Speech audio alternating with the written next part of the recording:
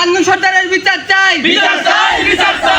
ফরিদপুরের মধুখালী উপজেলার কয়েসদিয়া মদিনাতুল উলুম মাদ্রাসার হিফজ বিভাগের প্রধান শিক্ষক মোহাম্মদ মোখলেসুর রহমানকে মারধর করে গুরুতর আহত করার অভিযোগ উঠেছে স্থানীয় কয়েকজনের বিরুদ্ধে।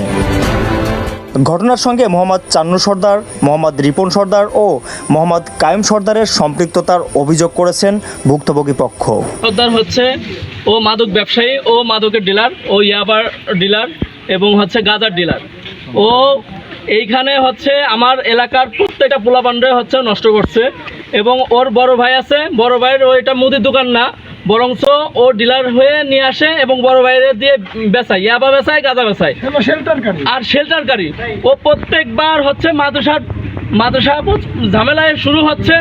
কেন হচ্ছে মাদ্রাসায় দিল, ব্যারিকেড দিল, ব্যারিকেড দেওয়ার পর থেকে এরপরে হচ্ছে পোলাপান গেলে পরে মারে, ফুটবল গেলে পরে বা কোনো খেলাধুলা গেলে পরে ওই পাশে গেলে পরে ওইটা আর ফেরত দেয় না। স্থানীয় মাদ্রাসার সূত্রে জানা যায়, প্রায় 1.5 বছর আগে মাদ্রাসার দক্ষিণ পাশে সীমানা প্রাচীর নির্মাণকে কেন্দ্র করে সংশ্লিষ্ট পক্ষের মধ্যে বিরোধের সূত্রপাত হয়। এই সময় সামান্য কথা কাটাকাটির ঘটনা ঘটে বলে জানা গেছে। এরপর থেকেই দুই পক্ষের মধ্যে বিরোধ চলে আসছিল বলে অভিযোগ রয়েছে। এছাড়া প্রায় 5 মাস আগে চান্নু সর্দারের ছেলেকে দিয়ে মাদ্রাসার বিরুদ্ধে একটি অভিযোগ করা হয়েছিল বলে দাবি মাদ্রাসা কর্তৃপক্ষের। তবে মাদ্রাসায় সিসিটিভি ক্যামেরা থাকায় ফুটেজ যাচাই করে ওই অভিযোগের সত্যতা পাওয়া যায়নি বলে দাবি করা হয়েছে। মাদ্রাসা কর্তৃপক্ষের অভিযোগ, এরপর থেকে মাঝে মধ্যে মাদ্রাসার ছাত্ররা চান্নু সর্দারের সীমানার কাছে গেলে তাদের মারধরের চেষ্টা করা হতো।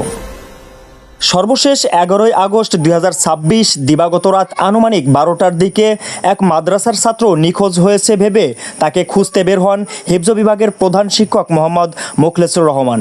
এ সময় মাদ্রাসা থেকে কিছুটা দূরে একজনকে মোবাইল ফোন ব্যবহার করতে দেখতে পান তিনি।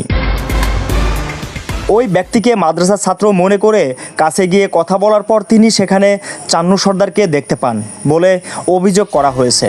ভুক্তভোগী পক্ষের দাবি, এ সময় চান্নু সর্দার মোখলেসুর রহমানের গলার গামছা ধরে তাকে মারধরের হুমকি দেন। পরে ধারালো কাঁচি দিয়ে তার বুকে আঘাত করা হয় বলে অভিযোগ করা হয়েছে। এরপর রিপন সর্দারকে লাঠি নিয়ে আসতে বলা হলে তিনি একটি বাঁশের লাঠি নিয়ে আসেন এবং মোখলেসুর রহমানকে মারধর করা হয় বলে অভিযোগ অনুযায়ী এক পর্যায়ে বাঁশের লাঠি ভেঙে গেলে লোহার রড আনার কথা বলা হয়।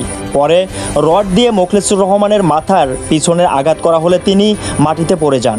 এরপরও তাকে আরও কয়েকবার মারধর করা হয় বলে ভুক্তভোগীর পক্ষের দাবি। এক পর্যায়ে তিনি জ্ঞান হারিয়ে ফেলেন বলে জানা গেছে। পরে মোখলেসুর রহমানকে মাদ্রাসার একটি চেয়ারে বসিয়ে রেখে অভিযুক্তরা চলে যান বলে অভিযোগ করা হয়েছে। মাদ্রাসার কর্তৃপক্ষের দাবি, পুরো ঘটনা সিসিটিভি ফুটেজ সংরক্ষিত রয়েছে, যা তদন্তের ক্ষেত্রে গুরুত্বপূর্ণ প্রমাণ হিসেবে কাজ করতে পারে। এ ঘটনায় মোখলেসুর রহমানের চিকিৎসা ও পরবর্তী আইনগত পদক্ষেপের বিষয়ে স্থানীয়ভাবে প্রস্তুতি চলছে বলে জানা গেছে। তবে অভিযুক্ত মোহাম্মদ চান্নু সর্দার এবং রিপন সর্দার, মোহাম্মদ কায়েম সর্দারের বক্তব্য ও প্রতিবেদন লেখা পর্যন্ত পাওয়া যায়নি। তাদের বক্তব্য পাওয়া গেলে তা প্রতিবেদনে সংযুক্ত করা হবে। ঘটনার সুষ্ঠু তদন্ত করে প্রকৃত ঘটনা উদ্ঘাটন এবং দোষীদের বিরুদ্ধে আইনানুগ ব্যবস্থা গ্রহণের দাবি জানিয়েছেন মাদ্রাসা কর্তৃপক্ষ ও স্থানীয়রা। এস কে জুয়েল রানা, সংবাদ রেখা, মধুখালী, ফরিদপুর।